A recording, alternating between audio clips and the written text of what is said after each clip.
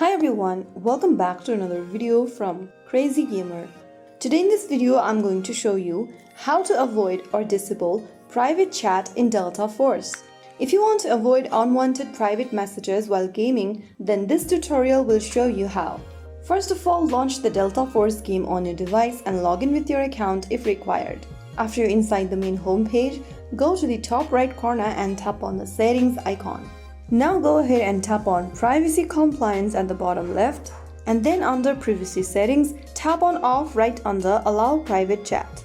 After you select Off from the Private Chat section, you will then be able to turn off private chats or direct messages or whisper chat on Delta Force. Now your private chat feature is disabled. You can now focus on gameplay without interruptions from unwanted messages. If you found the video helpful, don't forget to like, share and subscribe to the channel.